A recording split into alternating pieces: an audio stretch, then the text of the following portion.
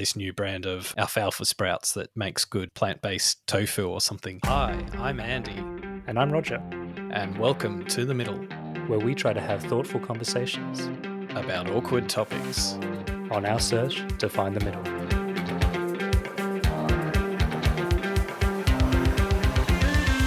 That's fatphobic.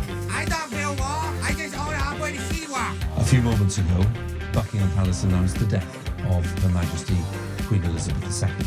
I act as if God exists. Put your masks on. How dare you!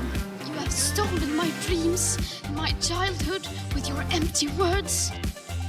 Roger, how you doing? Good, man. How you doing? Yeah, I went to the beach today. How about you? See any sharks? No sharks, but lots of jet skis, actually. Jet skis? Yeah.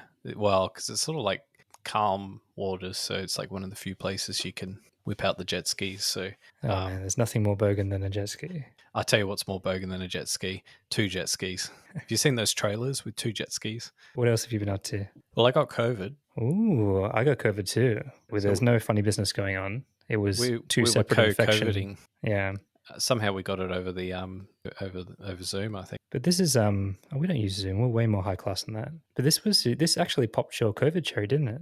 The infection has finally breached the Andy household. My first experience with COVID, and when I had the test, hang on, where are these tests from? Are they from China? The factory person put it the wrong way around. How did you get the beans about the Frank? Talking about those tests, though, it's always, I actually do love the rapid tests where you drop the little liquid in there and it's like a little suspense. It's like your test result is loading and you see the watermark go up and up.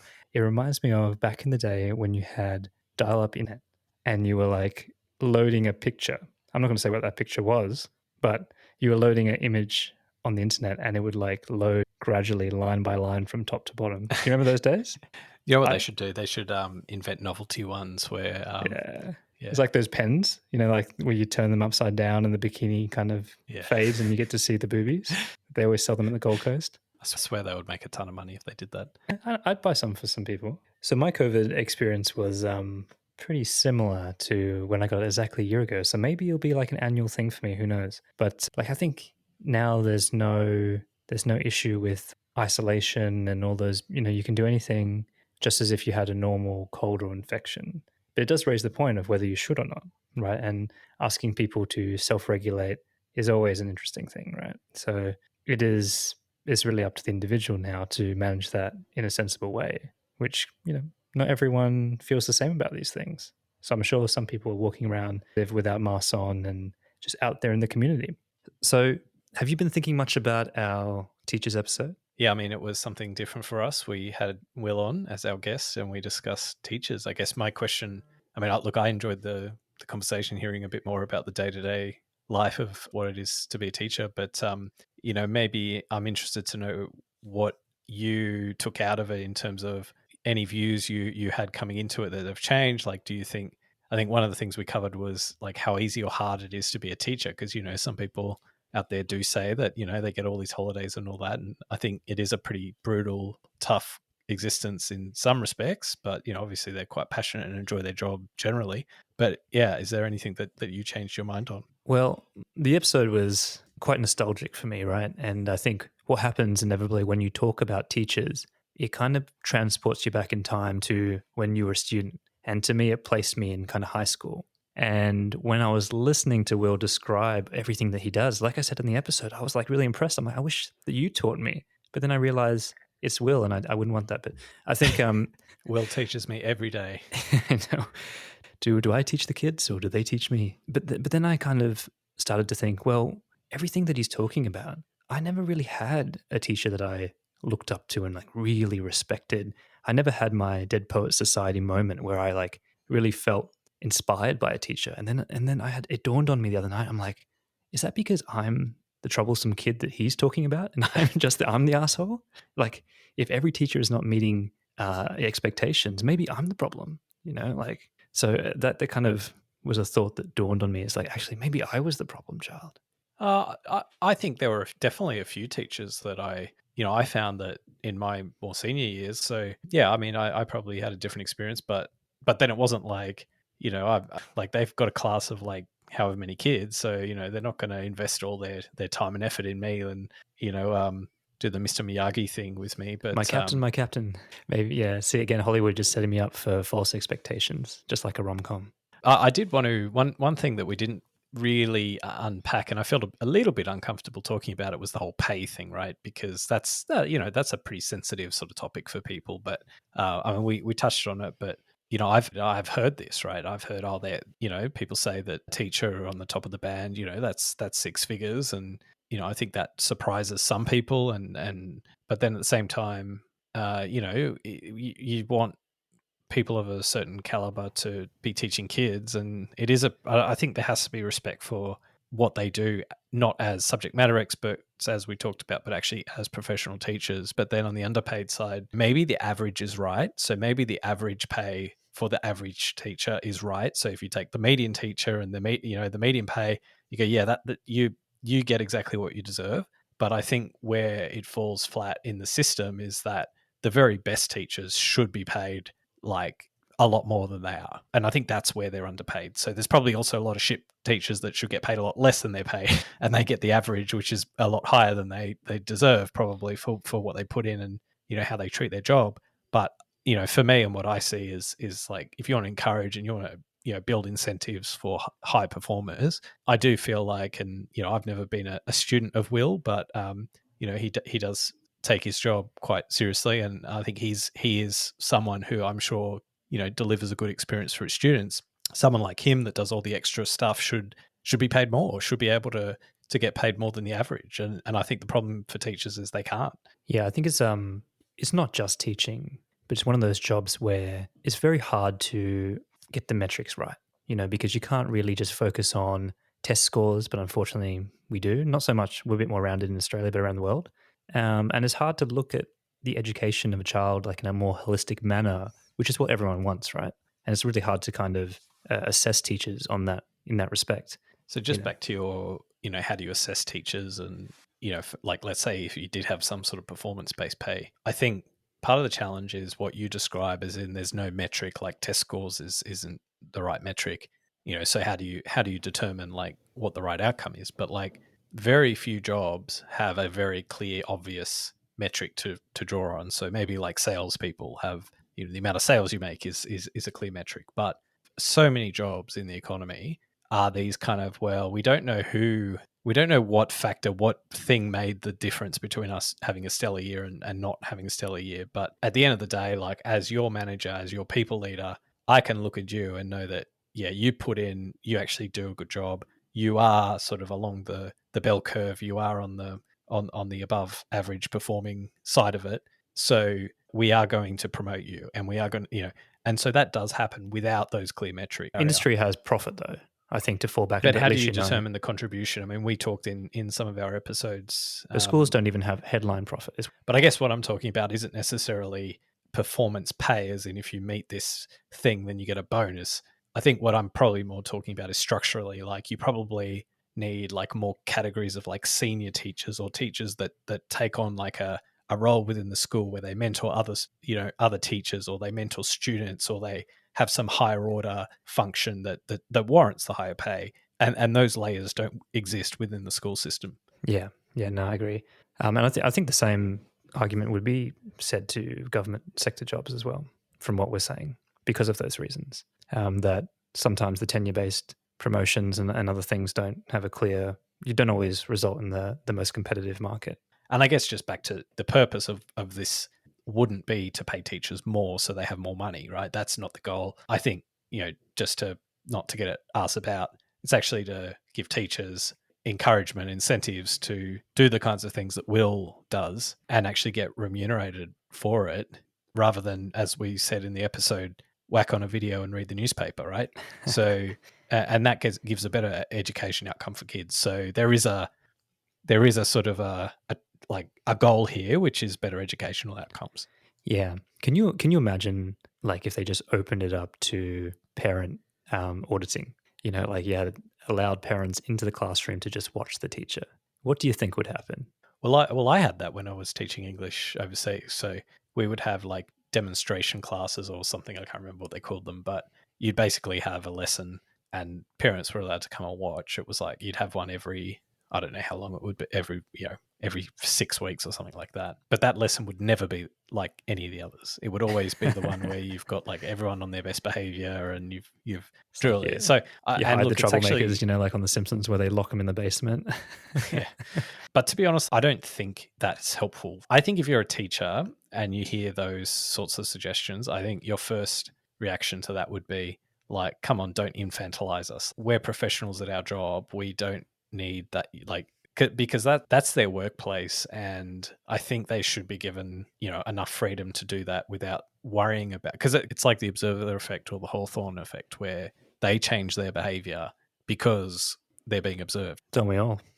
So, are you a Sydney rock oyster man? Definitely love a good oyster. I only actually just came around to acquiring the taste of oysters, so very, very late in my life. I remember trying it as a child, and it was like trying to ingest a big ball of mucus. It just, the texture, the experience, the grit from the shell, it wasn't for me.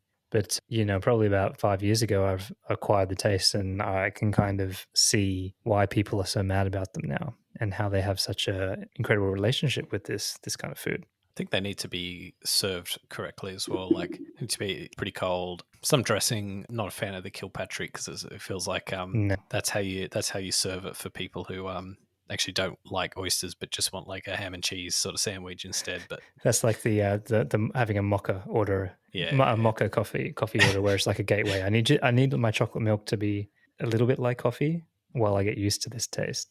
yeah, but fresh, super fresh, chilled. Bit of lemon or vinaigrette. Yeah, Japanese style. So Andy, why are we talking about oysters all of a sudden? Well, we were having a conversation some time ago. I can't remember how long ago, but about how oysters didn't have a central nervous system and are actually, from an ethical point of view, vegetarians who are concerned with the ethics of eating meat are less concerned, and not all, everyone's got their own view, but at least many or some vegetarians aren't concerned about eating oysters because it doesn't come with the same hang-ups as all of the other potential meat-based food options that they may eat. So just to cut to the chase, today's episode is about is it ethical to eat meat, right? That's right. So Roger, interested where you stand on this. So the first thought that comes to my mind is, to be honest, like, fuck off, right? Like, stay out of my diet, and stop trying to kind of impose any moral standards on me. But my second thought, very quickly after that reaction, is that actually, when you focus on the process of eating meat and essentially slaughtering animals for food, it does raise a lot of ethical questions. And I do think that the growing trend towards focusing on how our food is provided and the welfare of our animals is a positive one. So this is one that I'm searching for the middle as well as I get older. I've come from obviously an Asian background where not much, I suppose, emphasis is given to the produce in that way, not really part of the food culture. You don't have the same celebration of the origin or the welfare of animals or things like that is seen as food and for your consumption rather than anything else. So it's something that I've come to later on in life. I think the argument from a vegetarian or vegan evangelist is not one of, I want you to eat more plant-based food because I care about your relationship with plant-based food and I think your life would be enriched if you eat plant-based food. That's not it at all. The perspective of an advocate for eating or not eating meat, for example, is that it's actually wrong. This is a thing that in 50 years' time we'll look back at and say how horrible we were. We were murderous, irresponsible, and they're sort of enlightened, if you like, in that they see it that way. They don't really care about you and your relationship with food. What they care about, though, is ending what they see as like, almost like, people who were opposed to slavery maybe a couple of hundred years ago or whatever. Like, this is the thing that they are trying to advance as an advocate that have seen the light, if you like. I mean, well, you say that, right? But when you talk to most people who are vegetarian or vegan, I don't think that always comes out, right? Like, there are lots of reasons why people have their dietary practices. When I've asked people, a lot of it is health related, or they think it's better for the environment. it's not always what you're saying where an ethical issue, or we feel like it's an oversight in our values. I would say that 9 times out of 10, if you have someone who's evangelizing to you that you shouldn't eat meat, it's because of ethical reasons. They're the ones who are progressing the ethical arguments for not eating meat. I see what you're saying, but the people who are protesting and evangelizing, I guess, just to acknowledge, are always going to be the more extreme version of that, and that the vegans that you come across in everyday life would be a much greater mixture of reasons why, like the ones I mentioned. Yeah. No, for sure. So there would be people who would do it for health reasons, for dietary, for whatever, right? So Andy, I know that you actually have some personal experience with your own relationship with meat and vegetarianism. Do you want to share a little bit about that?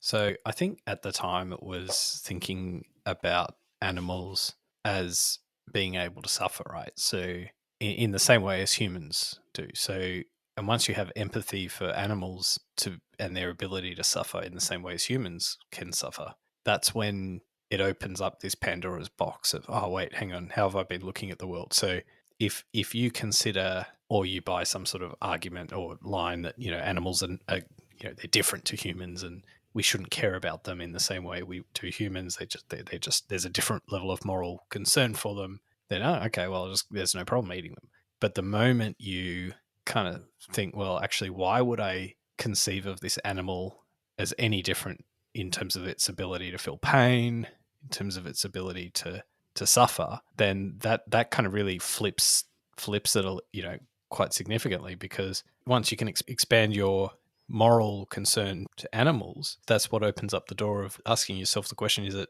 the right thing to eat meat when that may lead to animal suffering? So that was probably the turning point for me. So Andy, it's a summary of that kind of concept that you decided to value animals differently. So I think the go-to book for most people is a book by Peter Singer, who's an Australian philosopher, called Animal Liberation. So I guess the core principle at play in that book is this concept of equal consideration of equal interests. So what that means is, if, for example, we care about human beings, right, the conditions that they live under, the environment that their livelihoods are subject to. And so then you look at animals and you say, well, they might not be humans, but they do feel pain. They do seem to have some sort of experience. I think there's probably a consensus view that they have some degree of consciousness. And so they have some level of interests that we should care about. And so this equal consideration of equal interests basically says we do need to pay attention to those interests that animals have, and therefore we need to consider them in the same sort of a way as we would human interests. If we care about humans and we wouldn't treat humans in a horrible way, then our inclination should not be to treat animals in a horrible way either. Sure. So was the end result of that you decided not to consume meat? I had been on a diet where I had lost a bit of weight, right? So I had been through a discipline period, and then I read this book. I was already in a fairly malleable state when it came to dietary sort of factors, right? So for me, it was just, oh, well, I'll pivot from that thing to this other thing. So I was sold on the argument. So yeah, I thought I'll give it a go. I'll see how it goes. And then it's not a stretch to go from, 1 week to 1 month to a year, right? So I probably went right up to the pandemic, actually. So from, well, we're probably talking 2018 until 2020.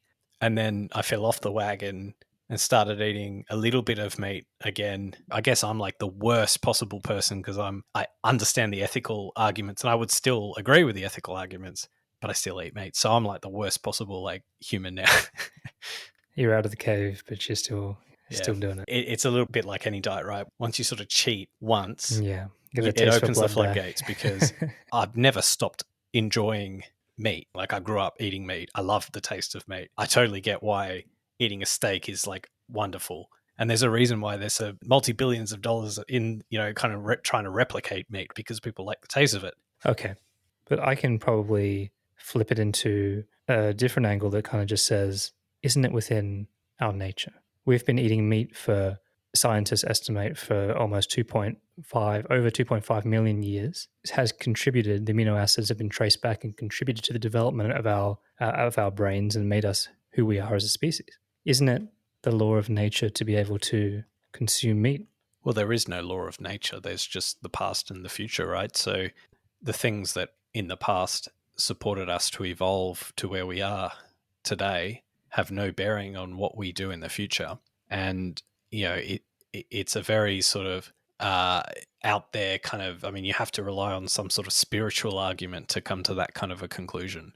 Well, you can rely on a historical argument that we've eaten meat for 2.6 million years and it's played a vital role in the development of our species. Well, there's lots of things we didn't have agriculture over the entire course of our evolution. So, there's so many different, like that to me is just a completely irrelevant argument. So what we did in the past does not have to dictate how we live our future.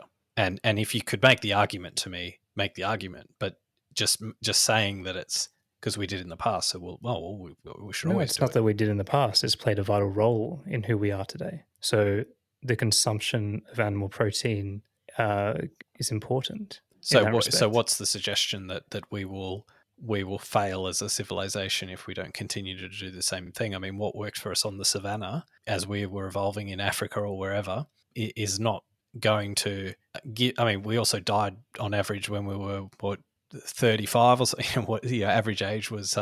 The ingredients that helped us evolve successfully over millennia, sort of in the past, are not going to be the things that are going to help us be successful in the future.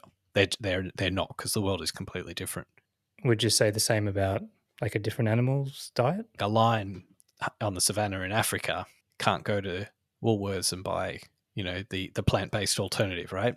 Or the tofu chicken. Could right? say in grass. Those animals have evolved to a stage where them to get their calorie needs, they have evolved such that they do need to eat other animals, right?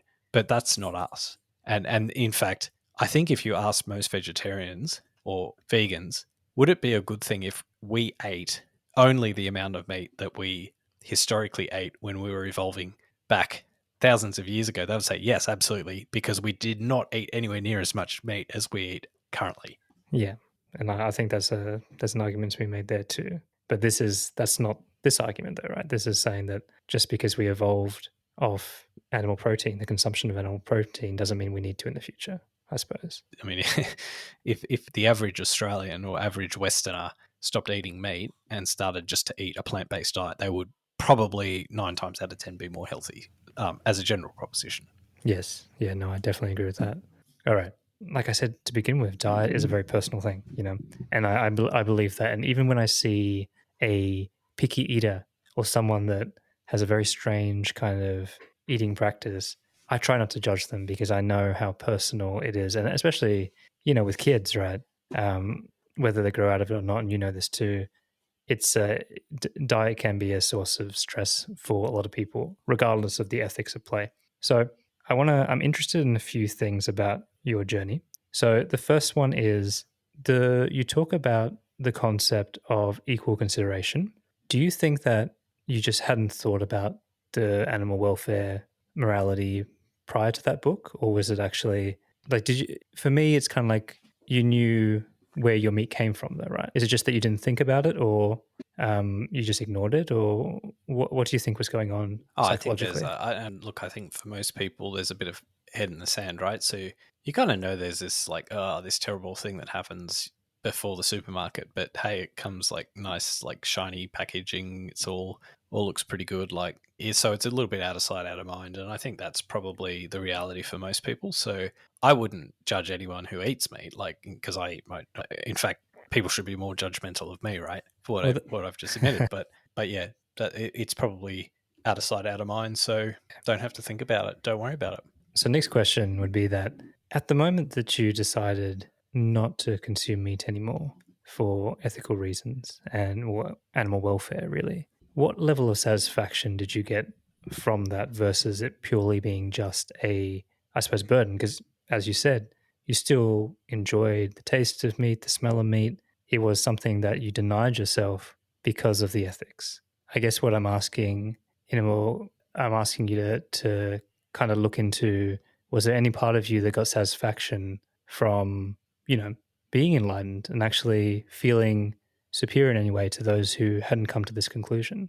I don't think there's an intrinsic satisfaction about it, but many people love feeling special about themselves and love to show off and feel, more enlightened or whatever.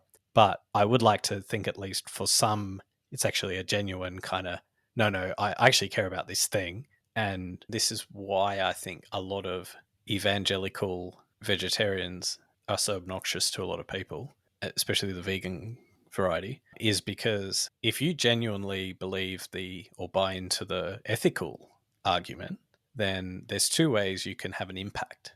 The first way you can have an impact is you can control your own consumption, or you can start telling all your friends about it. So the way you can have an impact is actually by being an evangelical about it, right? Yeah. And I'm coming at this from a place of curiosity, right? And I'm asking to say that, because the answer could be that I did get actually some self righteous benefit or feeling from it, but it still was the right thing to do. And I still truly believed it.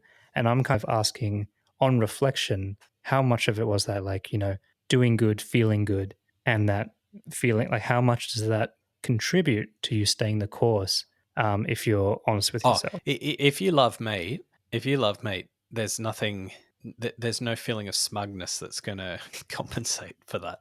And it's quite tough too. Like if you're, some people who have social circles which are similar, right? Who then it can be a compliance thing, right? Where you, to fit in with your group, you've got to kind of not eat meat. But when your social circles love meat, right? Or make a thing out of having a really good steak at a barbecue or whatever, that's a tough crowd, right?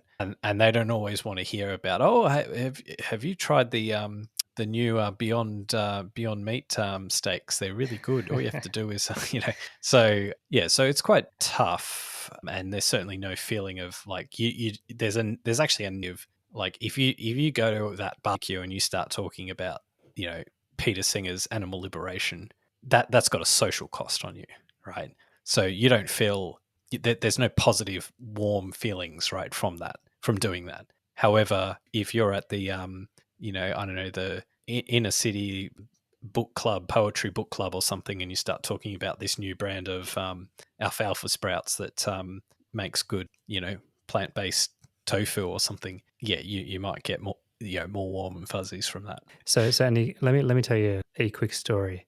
I used to work in a company, and they went through a huge project to outsource our IT division. They worked with a company in India, and so all these guys came over from India to the company onshore in Australia, and they trained up to kind of get all the knowledge and then go back to India to provide the IT service. And all of the guys were kind of Hindu, right? And they didn't eat beef because cows are sacred. And so we went out for lunch one day, and I looked around the table and they had all ordered the cheeseburger. I was like, guys, like, what's going on? And they just looked at me and they go, we are on holidays. So what happens on IT projects stays on IT projects offshore. And that's religious. It's even, the cows are sacred, man. Okay. All right. So I guess you talked about, my question, I guess, that I'll throw out there to you is that, do you believe that that it is possible to humanely raise an animal and slaughter it for consumption? All right, this is where I think we need to bring in some different assumptions, right? So I think there's broadly three circumstances we can talk about. So the first is kill an animal in the wild, and the second would be agriculture, so animals in a factory farm type situation where there are commercial arrangements underpinning it, and the third would be more humane variations of that, where you have farms where they're slaughtered in a more thoughtful way and treated a lot better than in the factory farm type circumstance. Yeah. Okay. Let's take it exactly how we've pieced it apart here and categorized it. So when it comes to hunting and wild animals, I actually see that practice as sustainable in a modern context, and I don't think there's anything inherently wrong with hunting that animal and consuming it. I actually see that as something that is a part of human culture, and that is a worthwhile human pursuit in a lot of ways. So I have no problem with that. And while I understand that, that this animal could still have some value in continuing to live, I think that the modern practices of hunting, where you have to apply for tags that then funnel money back into conservation, that there are certain rules around the size of animals and whether it's fishing or whatever it is, and certain ones you can and can't kill for hunting purposes. I think that is a very sensible and I have no problems with that practice whatsoever. So for me, I'd take a look at this hunting question through the equal consideration of equal interests framework. The first thing we have to consider is, does that animal benefit from continuing to live, or is its life so horrible that it's like, thank Christ that hunter killed me now, right? My life was not worth living. Thank Christ I've been put at ease, right? Or it could be, no, I have like offspring. I have my little pack that I hunt with, and life's pretty good, right? But maybe the hunters enjoy the meat, enjoy the sport of it, and then the hunters get some benefit from it, and you net that off. And it's plausible that the benefit that the hunters get from it is more than the loss of welfare from the animal itself. Yeah, so I think the hunting one is probably not a good place to start in terms of prosecuting the ethical arguments. It's like the most blunt side of this whole thing, right? Because especially when you bring in the conservation sort of aspects, because one argument you could make is that, well, if we do care about that animal being in existence, we should also care about the interests that having a nature reserve for hunters to participate in the sport of hunting, that actually preserves a natural environment. It actually creates incentives for humans to protect them and give them like a favorable environment to exist in, so they're more likely to actually live a fulfilling life. I recently joined an archery club,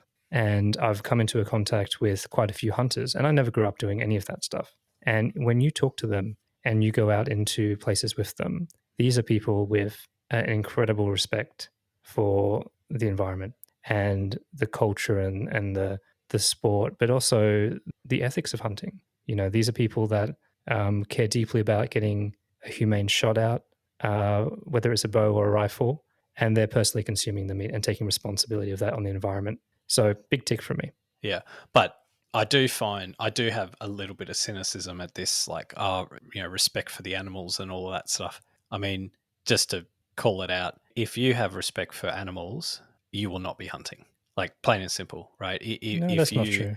I think it is. Like, I think you do not find people who. So at a system-wide level, you can say, well, hunters create a market for this stuff, which prolongs, conservation, all this sort of stuff. But like when you look at, someone who genuinely cares about the animal in front of them, their first instinct is not, oh, great, I'll pull out my gun and shoot it. Okay, now that's just not the person who wants to pull their gun out and shoot it loves shooting. You're thinking of the love you would have for a pet. This is a respect for an animal. Well, it's a different thing.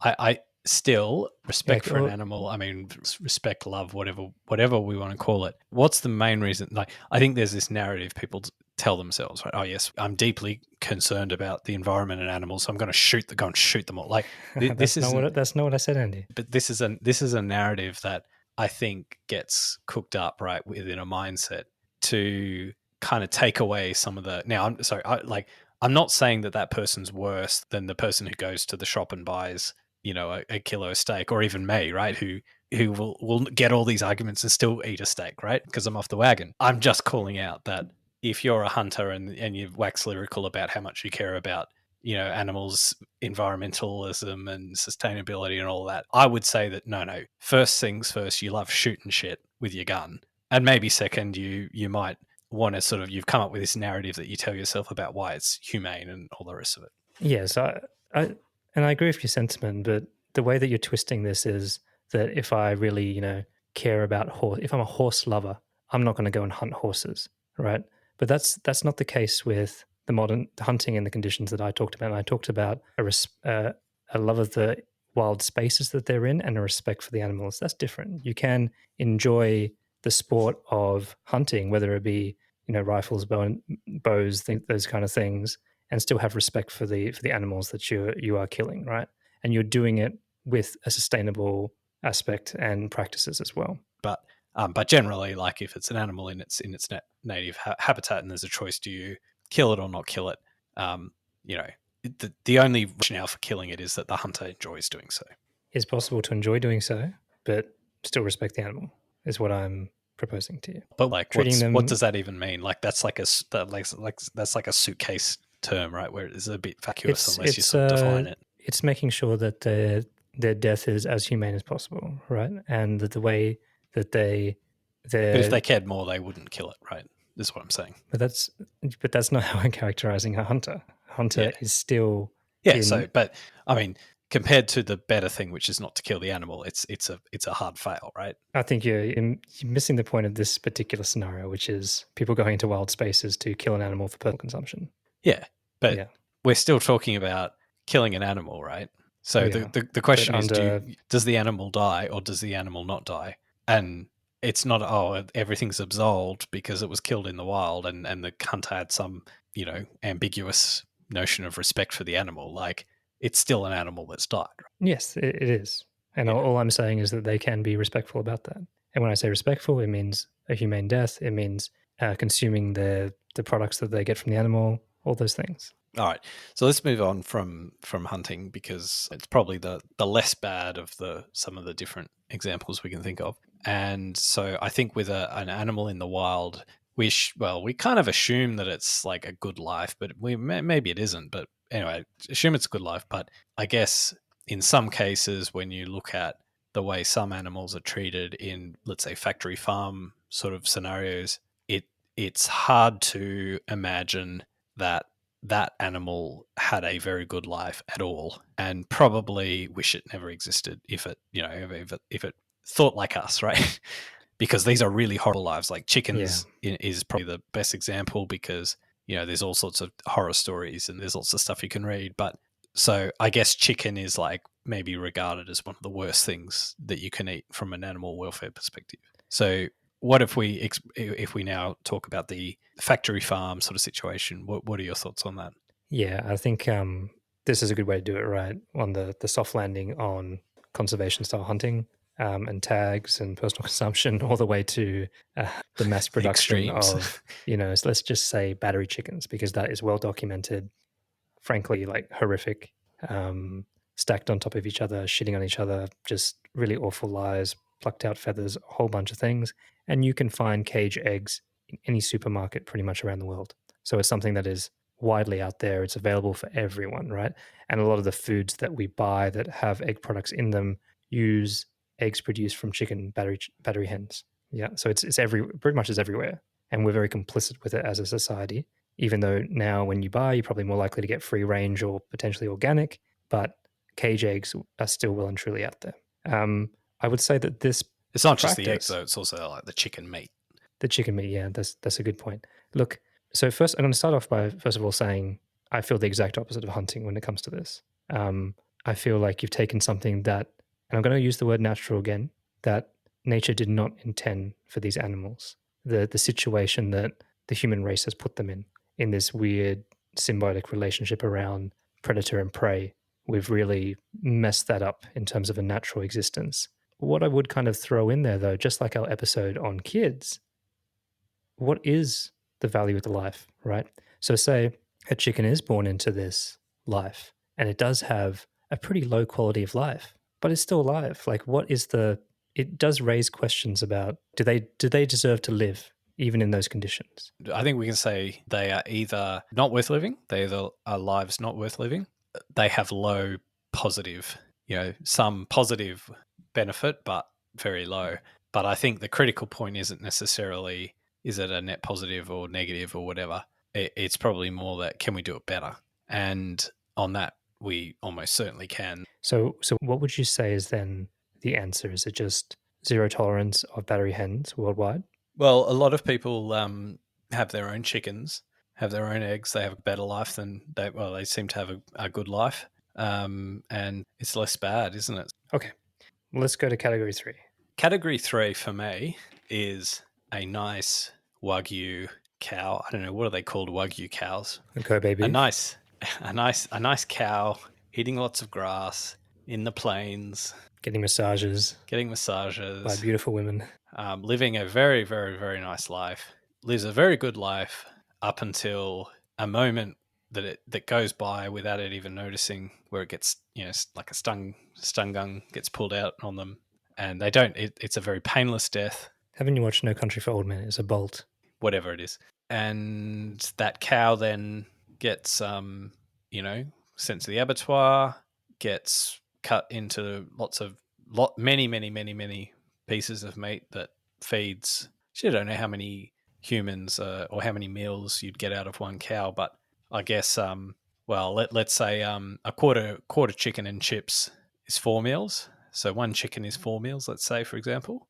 A cow is certainly more than 4 meals, right? So the cow hasn't been in a battery factory farm sort of situation like the chicken. It's lived and it hasn't suffered in its existence, didn't suffer on death, and it fed many people. I'm not as 100% sure that it's clear that it is actually a net negative that cow was brought into existence for consumption purposes. And the only reason it exists is because people will pay money to eat it. So it wouldn't have existed otherwise. Now, that then Peter Singer would be coming back to me and saying, well, no, but we've destroyed like natural habitat to, so we've killed lots of other animals. So I've got my mathematics wrong, right? That would be his argument. But I guess in the more proximate situation, is it ethical for me to eat a steak, right? which is I'm not going to change that there's all these farms around, right? Then I'm not so sure the answer is clear in the negative. Maybe as a collective, it's still in the negative. But yeah, I'm a bit. That's what I've told myself every time I enjoy steak when I go out. Yeah, it's a hard one, I think, with cattle, right, and beef. When it's done, when you have an animal like that, which has really been bred over many years with the intervention of humans to be bred for beef, right, and they are again respected. They live humane lives with care till that last moment where they get the bolt, and then they go on to enrich many people's lives. They provide the humans that are looking after them with income that feeds the economy. The world goes round. I don't see a problem with that either. And yes, there are ethics at play here, but I think it's about, like you said, doing better and understanding what is a good life for these animals, right? Like I don't know, like you said, these animals they wouldn't exist. Cows wouldn't be such a vast species on planet Earth if it weren't for our consumption of them, right? So I don't know if it's a very clear argument to say that this is a bad. What you said before about doing better, right? If you look at all the different actions you can take, so let's say you do care about this stuff and it is important to you, and you think about, well, what are all the different things that I could do to have an impact? So this is where vegans kind of lose me a little bit, because they're so puritanical and it's like a mortal sin if they have any kind of meat product at all, whereas them going 100% of the way, as in never having anything meat or animal product related, they're only that a little bit better. They're only a couple of percent better than someone who goes, I'm going to go 9 days out of 10 not eating meat and just has meat once every 10 days, right? So they can still enjoy a steak every now and then, but otherwise they cut back their meat and animal product consumption. So you don't have to be puritanical about these things. You can make decisions just to eat less. So if I'm at like Grilled or something, I'll order the Impossible Burger or something like that, right? Yeah. Look, I mean, I think I really resonated with what you said about how far do you take it, right? Because I think that even with vegans, you always find that line, right? And it's different for everyone. Like, I mean, leather's probably a really good example of that too, right? The animal has already died, so to speak. Is it what's the issue with honoring them by using their products, right? And some vegans will have different views on elements like that, right? Or how they have their impacts to, I guess we can go into another topic here, but their impacts to how their vegetables are grown and the effect on the environment and should it be grown in certain ways. So it's like everyone has their own little place where they draw the line, right? Yeah. So, I mean, I think a lot of the line has to be very strict comes from just, well, I don't know, right? I don't know if me buying this leather product is going to contribute to some extra demand that wouldn't exist. Or like another one that's a gray area, right? Just to throw it in there for consideration, dogs, like owning a dog as a pet. Like it's similar in a way where it's like, oh, I'm an animal lover. Of course, it's okay for me to have a dog and look after it and feed it and so on.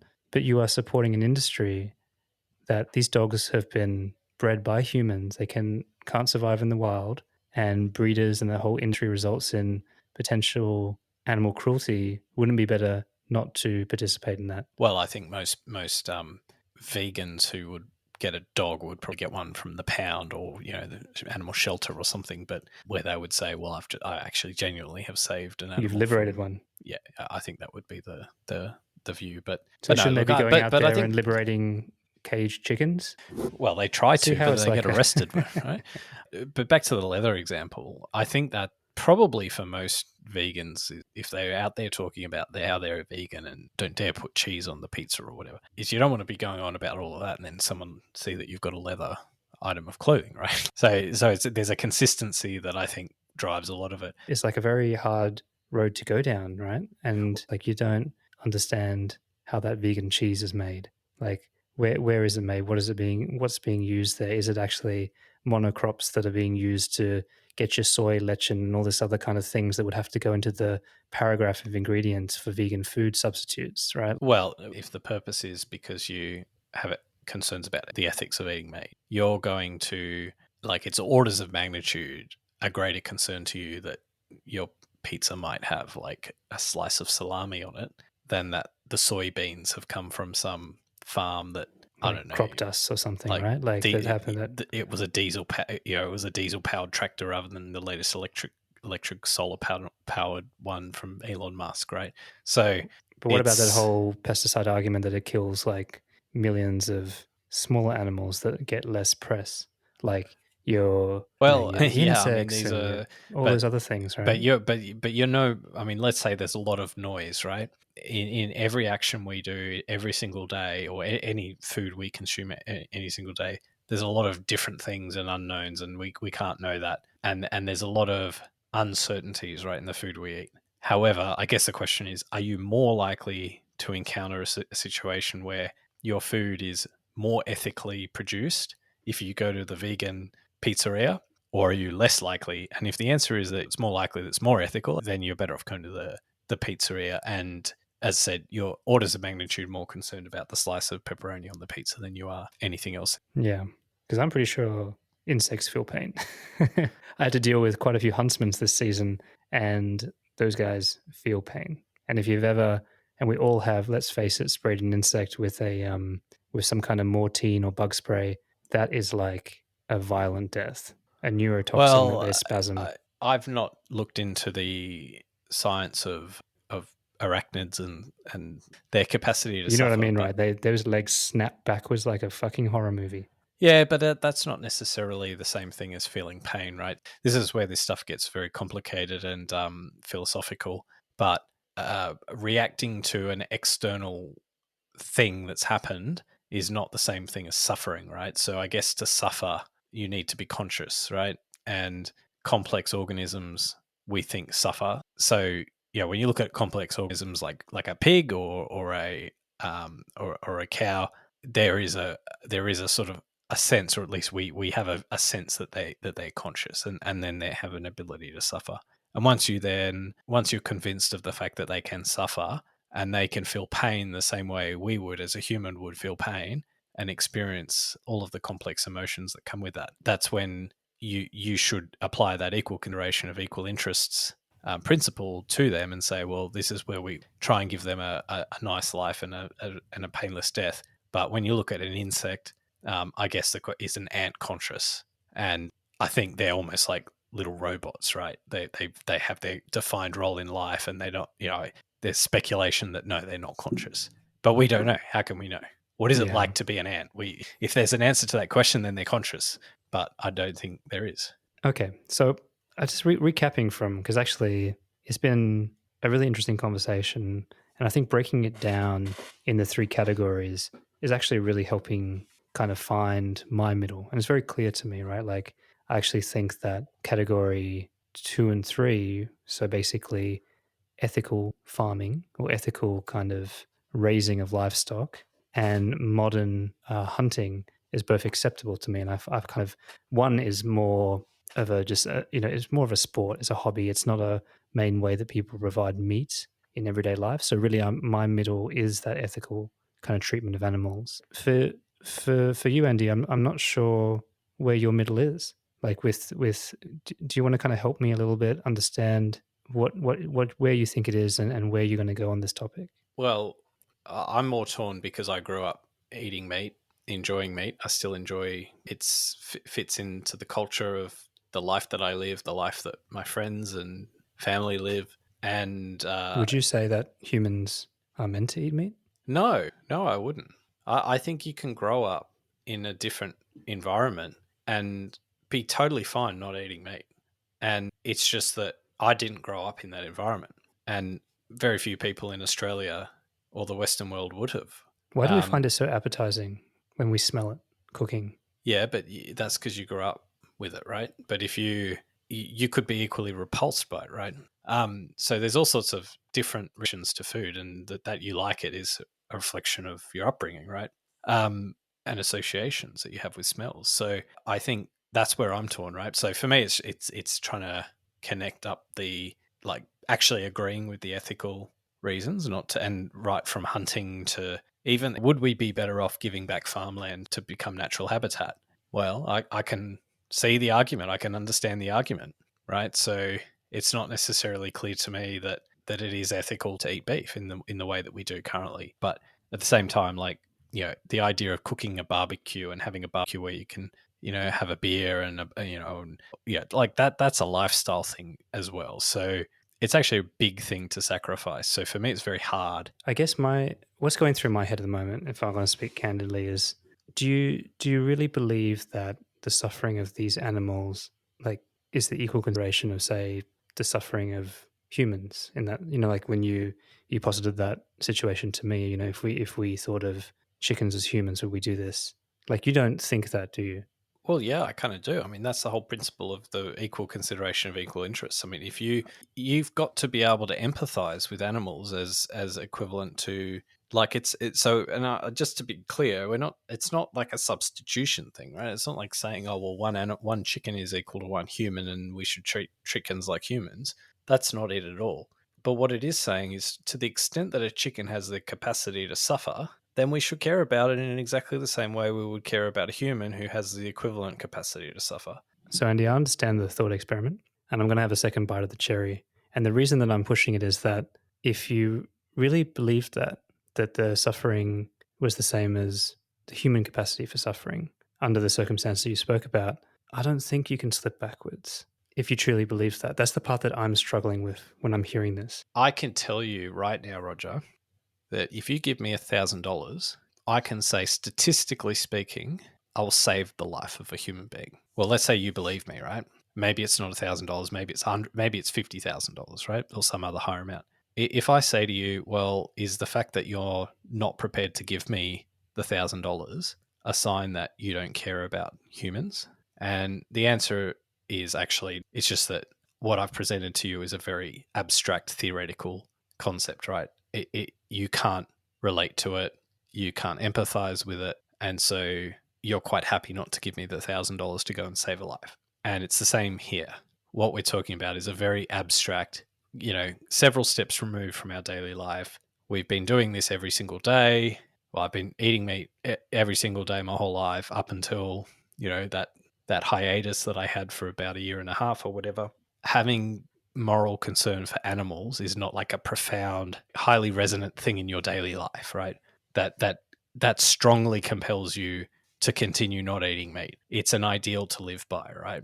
And you believe it. It's not like it's in doubt in your mind, but it's just that it's not sufficiently present to. Well, yeah, good, like really good response, by the way. But if you were presented, and again, abstract thought experiment, but if you were presented with something around saving the life of animal versus a comparative life of a human, you would just never do that. Well, I think you're falling into the trap of strawmanning the argument, which is maybe not intentionally, but by drawing equivalence between one human and one animal, right? No, but you can, like, we've all eaten enough chickens to, like, whatever that equation is of, like, comparative stuff. The chicken to human exchange rate. Yeah, whatever that coefficient is, right? I'm just saying. Okay, that, let me put like what we can do is this, right? We can say, here's someone who is 115 years old and they're on their deathbed and they're going to really die sometime tonight. That's where their health is, right? And they're probably going to die. Like they probably should have already died, but they're still hanging on. There's various, health interventions pumping along, keeping them sort of, alive. Maybe they're not even conscious, right? What we can say is to save every chicken in the world that's alive right now, are we willing to let this 115-year-old pass like a couple of minutes sooner than they may have otherwise, right? Oh man, does this mean I'll never get another chicken burger in my life? Is that the Oh no. Well, let's just say this just releases all the chickens, and it doesn't. There's no future cost, right? It's just we're trading off the one life, Damn it, right? you got me. So it's possible in that particular instance. Yeah. I think most people would probably say, yeah, okay, I can kind of imagine that. I don't know how many chickens are alive today, by the way, but I'm sure it's like in the billions. We can save 1 billion chickens for a few minutes of this 115-year-old's life. That's a reasonable trade-off to make from a welfare perspective. Yeah. And then you work back from there. Okay. A better thought experiment, Andy, would be if you had to put that 115-year-old in a cage on top of other humans pooping on him.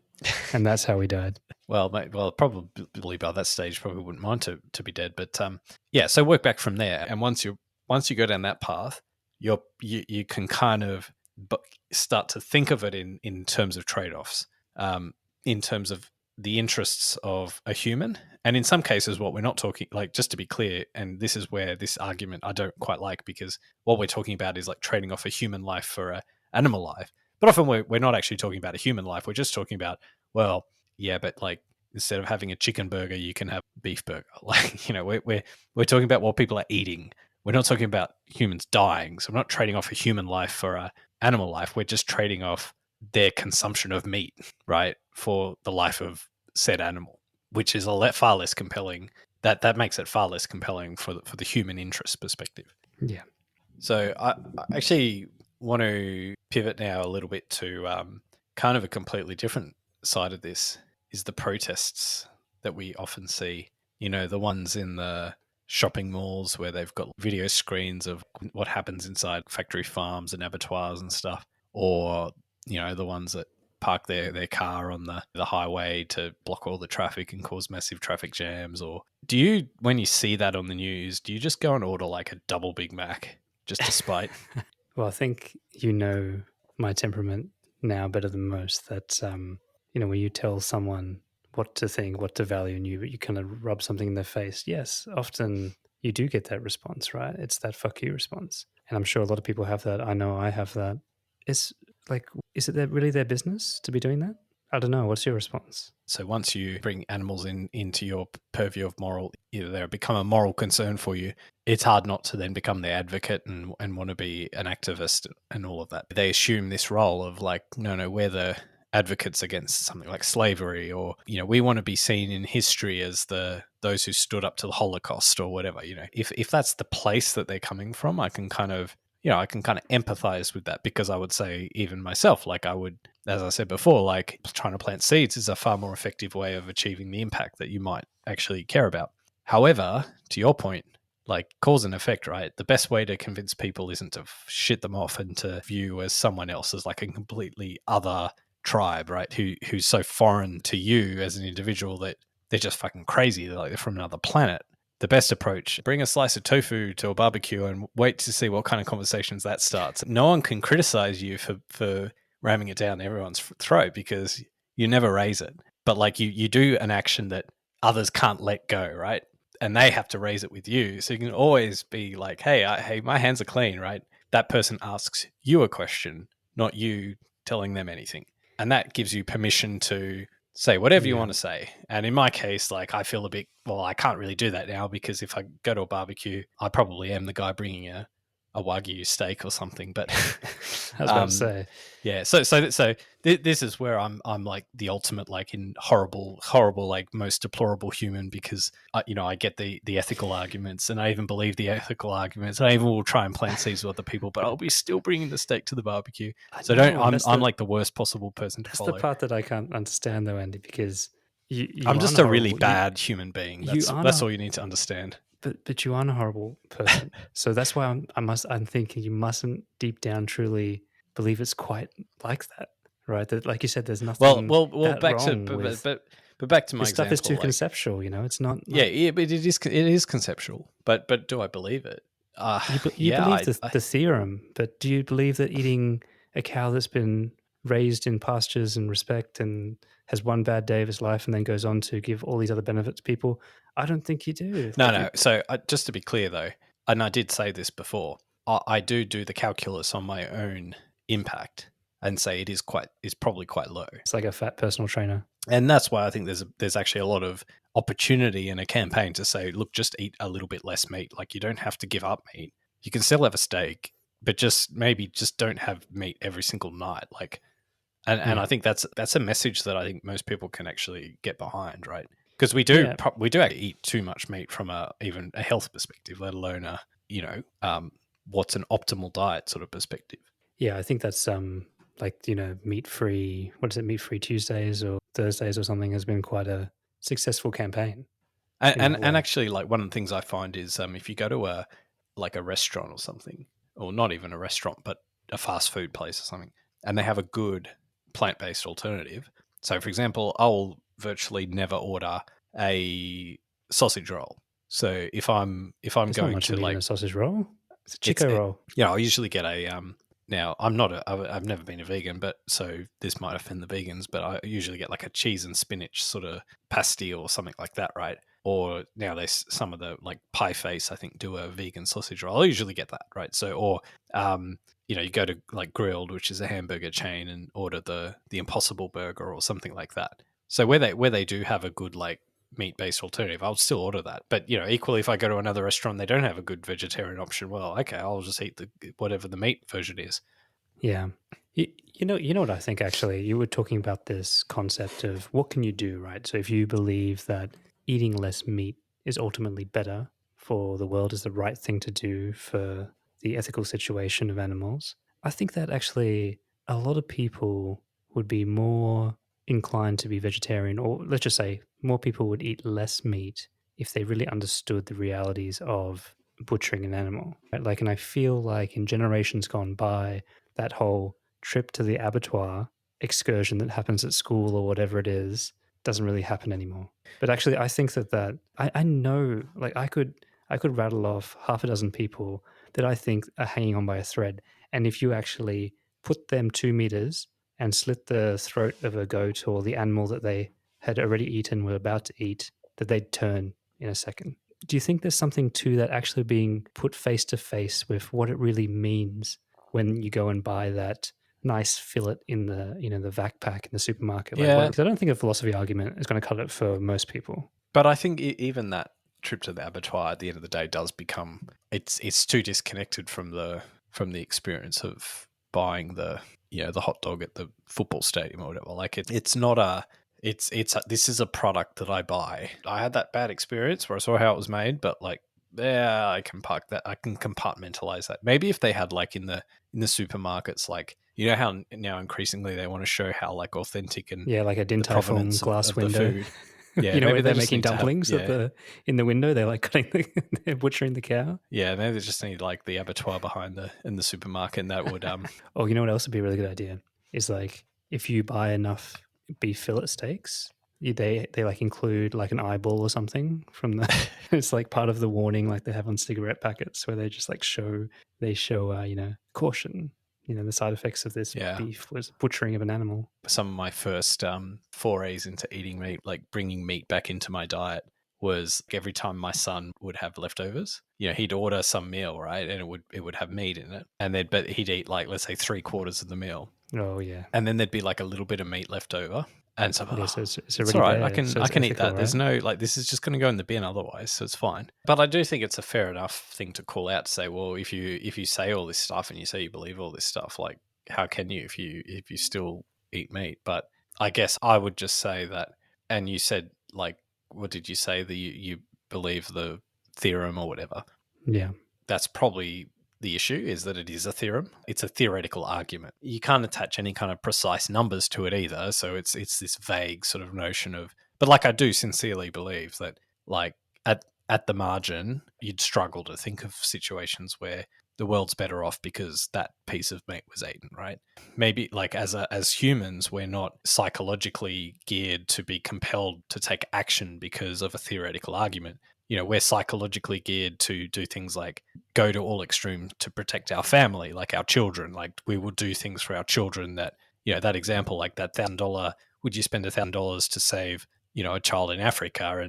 But yet at the same time, if your child's life is on the line and let's say it's $1 million to save your child's life, you'll go into debt to spend that in a heartbeat. So that's why you do need these very, very strong, convincing, compelling arguments like the ones outlined in, say, Animal Liberation by Peter Singer, to give you an ethical framework or a philosophical framework to, I guess, decode all of the instincts that we have as human beings. So, Andy, your analogy of the tofu patty at the barbecue, while you haven't done that explicitly, just by, when we go out together and during that period of time where you did order vegetarian options, meat-free options, you did get that conversation going. So I guess my question to you now, a couple of years on, where is your middle now? I still agree with all the ethical arguments, so probably haven't changed there so much in that space.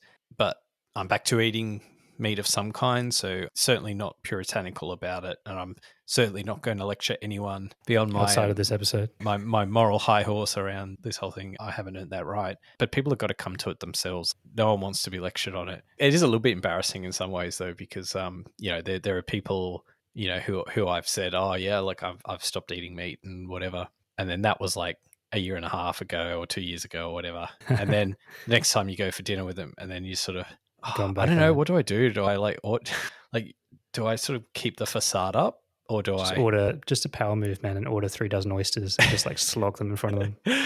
It means either two things. It means you're like an absolute fraud, and you've been like, it was never a real thing all along, and you were just being this smug person that were trying to rub it in everyone's faces. And that's the perception that I'm really sensitive to giving off. And it is actually quite awkward because actually, like, I will eat meat, but like I've told people that I don't eat meat. Like, so how can I go to the restaurant with them and order meat? Like, how do I reconcile this without looking like a total sham? So, but for me, Mate. it's just like I've regressed, right? It's like I'm off the wagon. It's like an alcoholic who was like, 24 months sober and would tell their friends, oh, no, I'm sorry, I'm not going to have a glass of wine at dinner because I don't drink anymore. And then, the next time they go to the restaurant, they have a glass of wine or maybe a bottle of wine, So for me, that's like my relationship with meat. I think it's like I get the reasons not to have meat, but I still do it. Like, wouldn't it be great if like technology, get behind like innovative solutions like lab grown meat and stuff like that, like meat alternatives, so that they are 3D printed steaks. Steaks are the hardest thing probably to replicate. Well, although there is some suggestion that if you could design a steak, like if you could build like artificially a steak, you can actually build all the things. Construct the amino acids and the cells. Well, we could if they could get all the things we love about steak, and they could actually amplify those features. So maybe they will get steak. They could epic, like interlace the marbling, right, with 3D printing to like an equal square thing, right? The other thing I thought they should do is like splice the DNA of a lizard with a cow. So you know how lizards kind of drop their tails when they're scared? They could just do that. So they just like drop a leg and then grow it back, drop a leg, grow it back. I mean, I don't know if the welfare of the cow would be any better because you'd have to keep on scaring it, but it would be alive and regenerative. So something that's getting quite a lot of airplay in online and clips is a common argument. I think I've seen about 4 or 5 of them now. Even the TV series Yellowstone did a bit of a segment on it that talks about, don't you realize that, the soybeans and the avocados that you eat to get that, they've had to plow the ground and kill every single ferret and vole and anything, a snake that lives on the ground. And then if that didn't wipe them out, you pesticide everything to get rid of everything for these vegetables and killing millions of bees and insects and stuff like that. So you as a vegan, you just only care about some animals, right? What do you think about that line that's getting a bit of airplay at the moment? But just to make a general point though, like farmland has had all of those consequences come of it, right, as well. It's just that it's happened because it's, that forest that could exist there doesn't exist there. or that land that could have trees and, plants growing on it, that doesn't exist there because it needs to have the cows, like the pasturing and so on. Yeah, cows still need pastures to graze, and has its own impacts. Yeah. Yeah, yeah. One other aspect of this, like, for me, I come at this issue very much from the uh, animal welfare sort of perspective. What do you think about the environmental arguments? Because I must admit, like, that factors in like virtually zero in my calculus. Like, so I put like zero weight. So, and it's funny because I talk about if back when I was only eating, like when I wasn't eating meat, it's kind of funny because like they'll say, oh, why is that? Ask me a question about it, and they'll presume like the number one, like far more frequently than any other factor. They'll say, oh, is it because of environmental? Like, is it because of climate change or environmental reasons? It's like, no, it's because of animal welfare.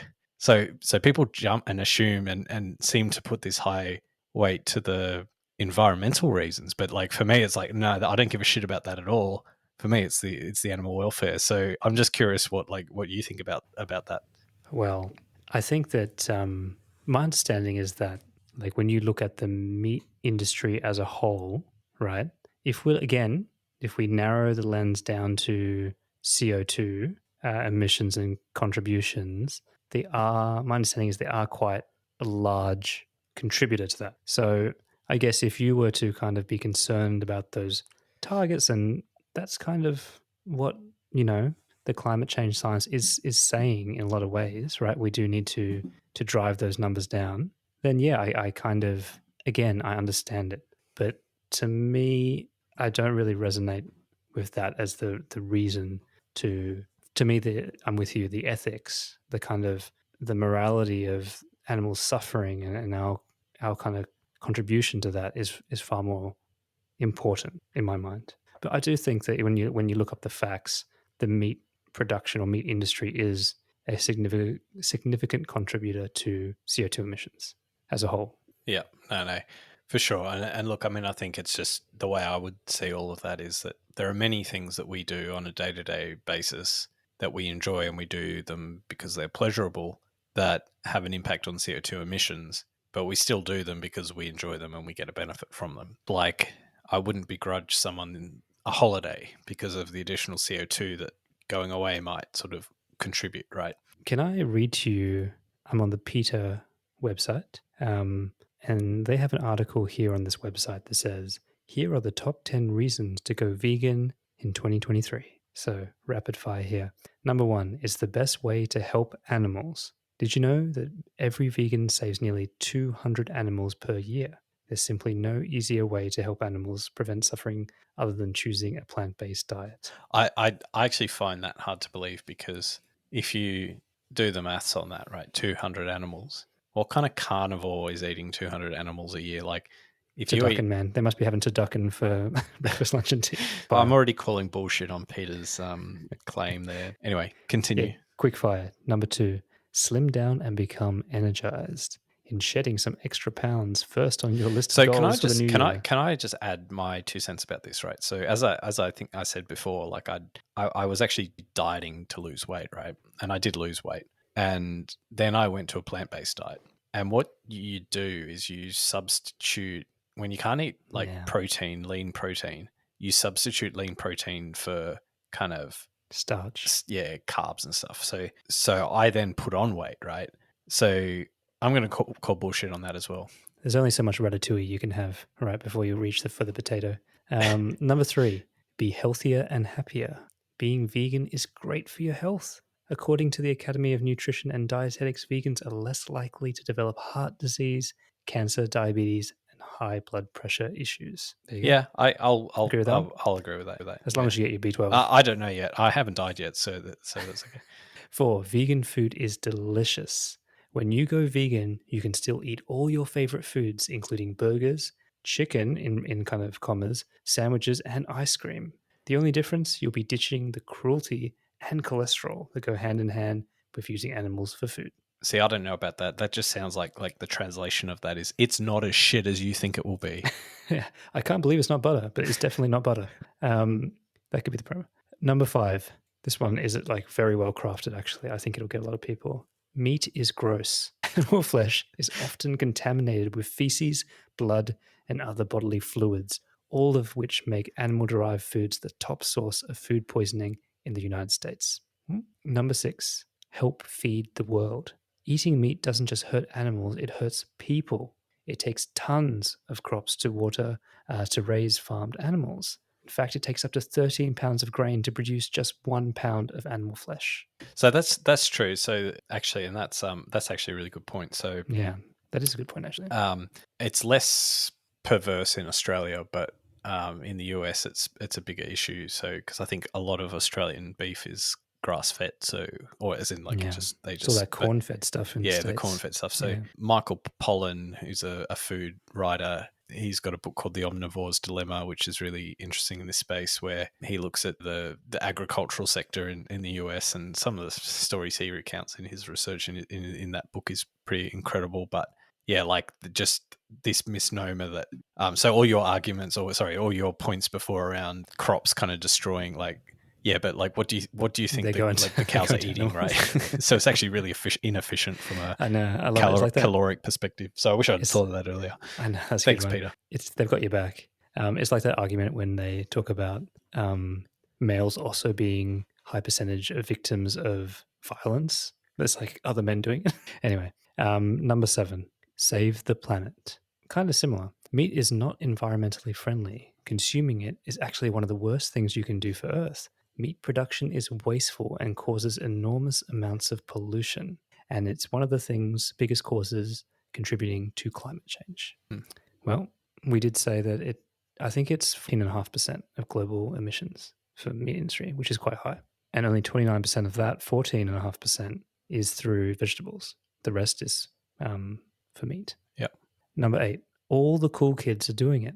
The list of stars who shun animal flesh is basically a who's who of today's hottest celebrities. Joaquin Phoenix, Natalie Portman, Lizzo, and Alicia Silverstone are just some of the famous vegans who regularly appear in People magazine.